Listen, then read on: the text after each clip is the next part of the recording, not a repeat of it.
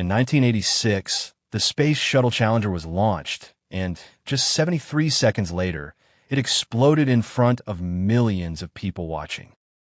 All 7 astronauts on board lost their lives. When investigations began, they found that one of the main causes of the disaster was severe sleep deprivation. Many engineers and launch team members had gone days and nights without proper sleep.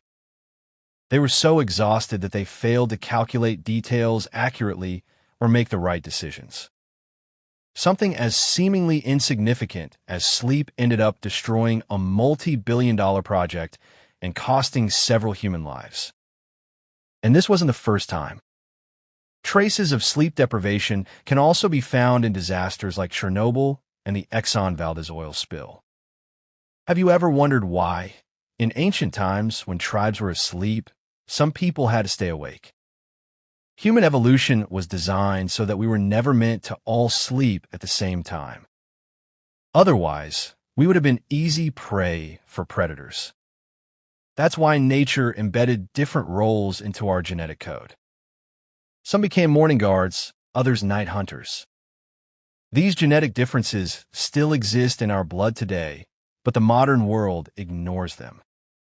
Matthew Walker, the author of the famous book Why We Sleep, says that when you go against your genetic clock, the prefrontal cortex of your brain, responsible for logic and focus, effectively shuts down. That's why many of us feel mentally foggy around 2 p.m. The reason is that our brain has an internal clock. But how do we know this clock exists, and how does it work? To answer that, we need to go back to the 1960s. A French geologist named Michel Sifry decided to conduct one of the most extreme experiments ever on himself. He isolated himself for 63 days in a dark cave, with no sunlight and no clock, to see how the human body behaves when all external signals of time are removed. The results that emerged from that darkness, combined with modern research from the University of Munich, show that each of us has a unique time pattern, just like a fingerprint. This pattern is called a chronotype. If you don't know your chronotype, your entire life becomes like swimming against the current. But if you find your golden window, you can do in 1 hour what used to take you 4, with the highest possible quality. And that's exactly what we're going to do today.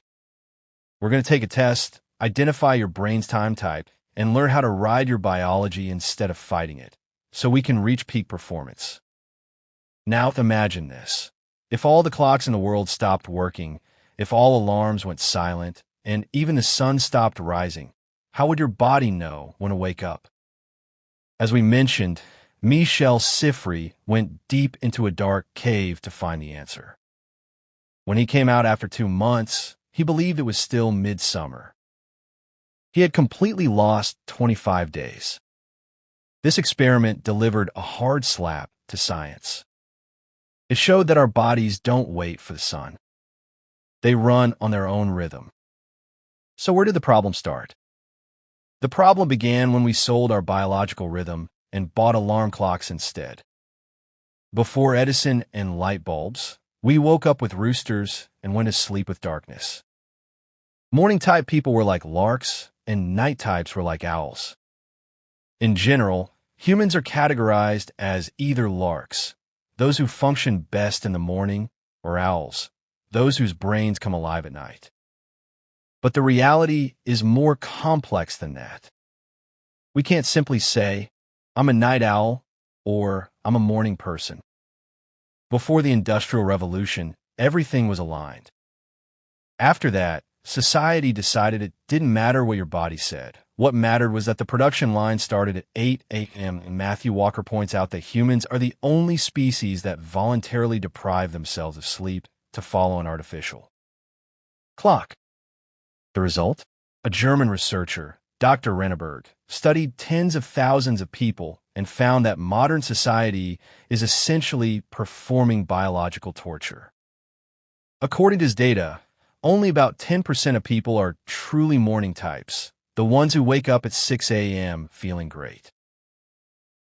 About 25% are true night owls, whose brains only switch on around 10 p.m. The remaining 55% are stuck in the middle, confused, trying to imitate the morning types. The good news is that this isn't a life sentence. You just need to know where you stand on the spectrum and learn how to use it for peak performance. We often assume that someone who feels more alert at night must be a night owl, but many times it's just stress and poor sleep habits. The same goes for people who think they're extremely early risers while actually suffering from chronic sleep deprivation. That's why we prepared 5 scientific questionnaires from the University of Munich. If you answer them honestly, you can get a fairly clear picture of your biological time type. Now the real question is, why does knowing your chronotype even matter? The difference is like driving with the handbrake on versus driving downhill. Research shows that every chronotype has a daily golden window, usually about 3 to 4 hours long, genetically programmed into you. When you work during this window, something powerful happens, not magically, but chemically. During this time, your brain naturally produces alpha and theta brain waves, the same one psychologists associate with flow state. You experience deep focus and lose track of time. At the same time, a powerful cocktail of chemicals is released in your brain. Cortisol rises to provide clean energy, while serotonin is released to create calm. High energy combined with calm equals peak performance. But a few hours later, you enter a phase scientists call the trough. The chemical cocktail runs out, and this is where modern life fails us. Most people schedule their hardest tasks, writing reports, coding, financial analysis, life planning, exactly during this low-energy state. Working in this phase is like running up the stairs when you could have taken the elevator. You'll still get there, but with 10 times more effort and exhaustion. So the game changes. The goal isn't to work harder. The goal is to know when your biological elevator is moving and make sure you're on it. Life doesn't always go according to plan. Deadlines exist, pressure exists. Can deep work extend beyond the golden window? That's where the 4-to-1 leverage rule comes in. 1 hour of work in your golden zone equals 4 hours of work in your fatigue state. When you're under pressure, instead of working 10 miserable hours, slightly extend the edge of your golden zone. Wake up 30 minutes earlier if you're a morning type, or work 30 minutes later if you're a night owl. This is smart fuel management, using the last drops of high-quality energy. But this is for emergencies. The real goal is to design your life around your chronotype, not constantly fight it. Once you experience what your brain can do at its peak, you won't want to let go. Your new rule is this: protect your golden zone ruthlessly. Even important tasks that don't require focus should never enter it. Create a golden zone and a no-go zone.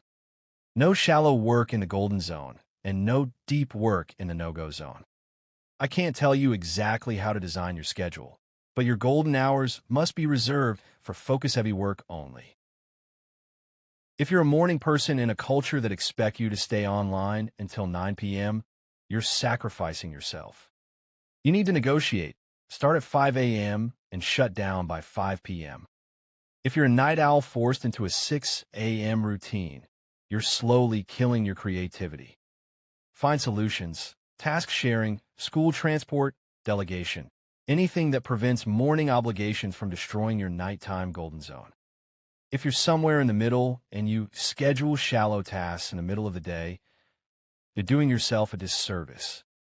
Push meetings to the edges of the day and protect midday for deep work.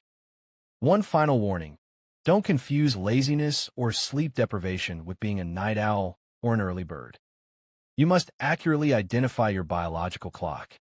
And one last crucial point: wrong rest makes fatigue worse. The best kind of rest is actually boring. If during deep work you take breaks scrolling Twitter, Instagram, or TikTok, you're flooding your brain with dopamine and pulling yourself out of focus. That's not rest, it's stimulation.